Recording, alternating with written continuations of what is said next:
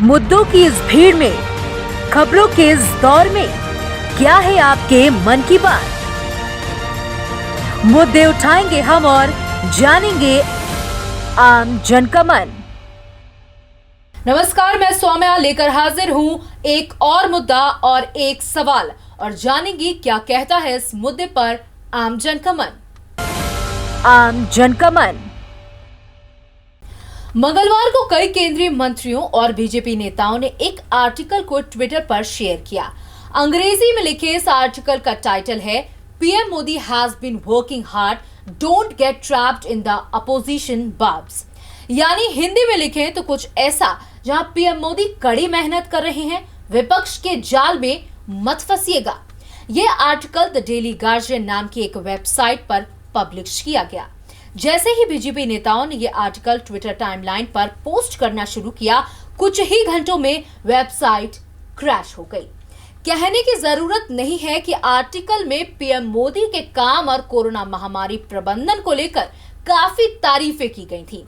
उसमें यहां तक कि लिखा था कि वो अपना पूरा ध्यान और ऊर्जा समाधान ढूंढने में लगा रहे हैं और दोगुनी तेजी के साथ काम कर रहे हैं। अगर वो भी दूसरों की तरह क्राई बेबी बन जाए तो समाधान कौन लेकर आएगा? आर्टिकल को लिखने वाले हैं सुदेश वर्मा।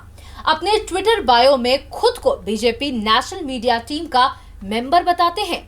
यहां मुद्दा ये है कि इस आर्टिकल के पोस्ट होने के बाद इसे बीजेपी के नेताओं द्वारा खूब शेयर किया गया और फिर डेली गार्जियन नामक उस वेबसाइट का एक्सेस बंद हो गया।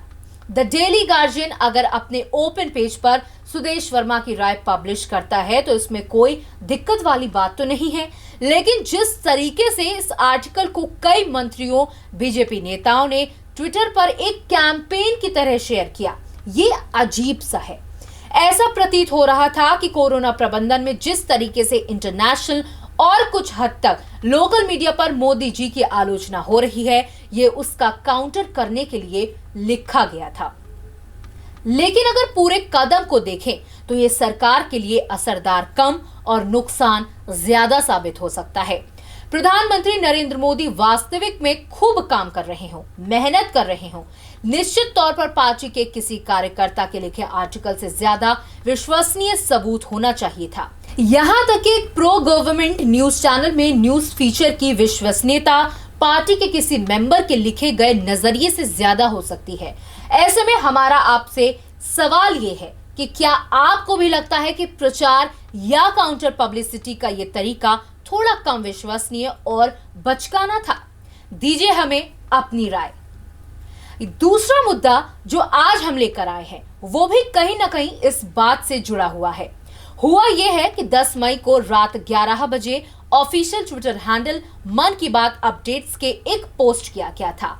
इस पोस्ट में लोगों से पावर ऑफ पॉजिटिविटी को सेलिब्रेट करने के लिए कहा गया था, साथ ही प्रेरक कहानियों को साझा करने के लिए भी कहा गया।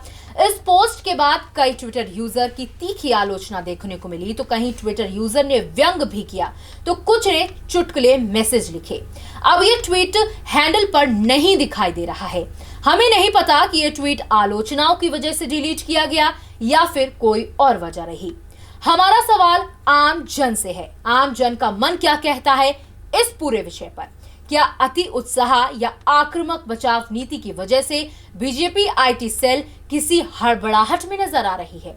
दीजिए अपनी बेबाक राय और जुड़िए हमारे साथ हमारे इस कार्यक्रम में, क्योंकि हम दिखाते हैं सत्य, सजग और सार्थक खबरें। जय हिंद। मुद्दों की इस भीड़ में, खबरों के इस दौर में, क्या है आपके मन की बात?